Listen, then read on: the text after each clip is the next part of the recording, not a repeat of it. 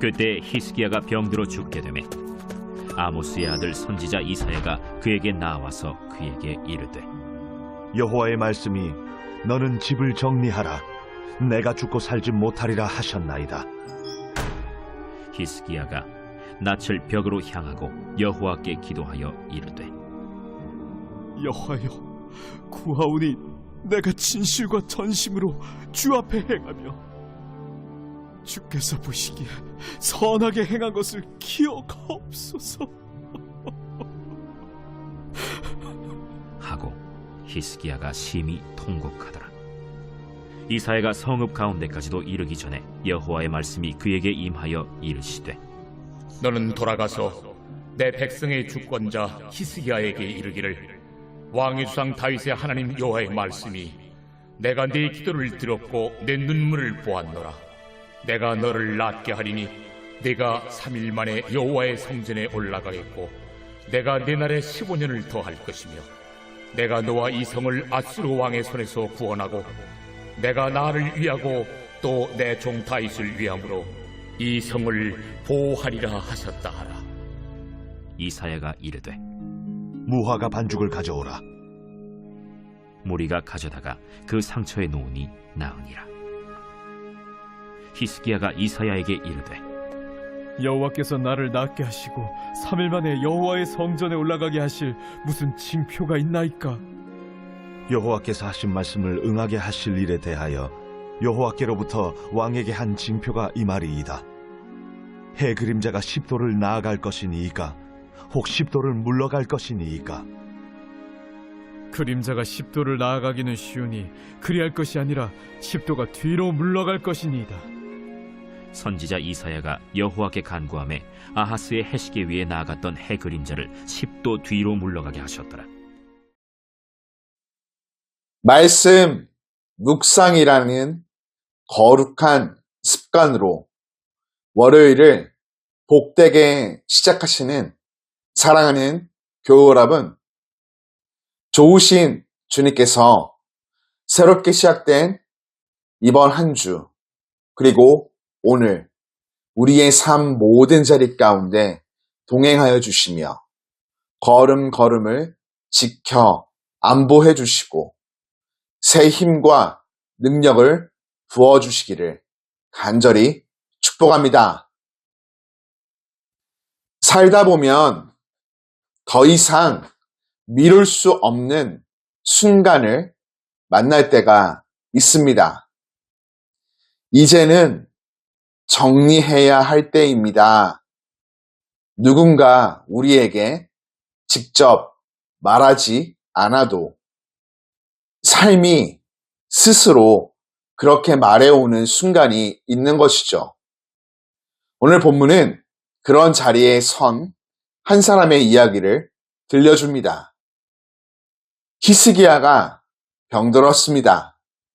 그 병은 가벼운 몸살이 아니라 죽음이 예고된 병이었죠. 이사야 선지자는 하나님의 말씀을 그에게 전합니다. 너의 집을 정리하라. 너가 죽고 살지 못하리라. 이 말씀은 충격적이었습니다. 왕에게 내려진 공식적인 사형 선고와 같았죠. 여기서 우리가 조심해서 들어야 할 말이 있습니다. 너의 집을 정리하라. 이것이죠. 이 말은 단순히 유언장을 준비하라는 뜻이 아닙니다. 다가올 죽음 앞에서 자신의 삶 전체를 하나님 앞에 정리하라는 요청이었습니다. 히스기야는 왕으로서 개혁을 추진했고 우상을 파괴했지만 아직 완성하지 못한 일들이 있었습니다. 그러나 이제 그 모든 것을 내려놓고 하나님 앞에서 자신의 삶을 돌아보아야 하는 순간이 찾아온 것이죠. 죽음 앞에서는 직분도, 성별도, 업적도 의미가 없습니다. 오직 하나님과의 관계만이 남습니다. 그래서 집을 정리하라는 말씀은 삶의 마지막 순간 하나님 앞에서 자신을 정직하게 마주하라는 부르심이었습니다. 히스기야는 그 말씀 앞에서 사람을 찾지 않습니다. 용한 의사를 부르지도 않습니다. 대신 얼굴을 벽으로 향합니다.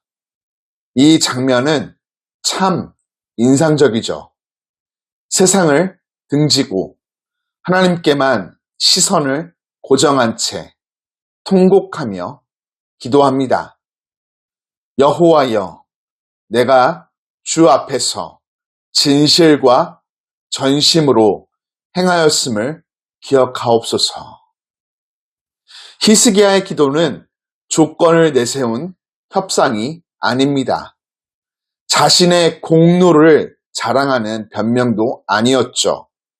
다만 하나님과 함께 걸어온 그 관계를 기억해달라고 울부짖는 간절한 부르짖음이었습니다. 놀라운 것은 이사야가 아직 성읍 가운데를 지나기도 전에 하나님의 응답이 임했다는 사실입니다. 하나님은 히스기야의 눈물과 기도를 보셨고 그의 생명을 15년 연장하시겠다고 약속해 주십니다.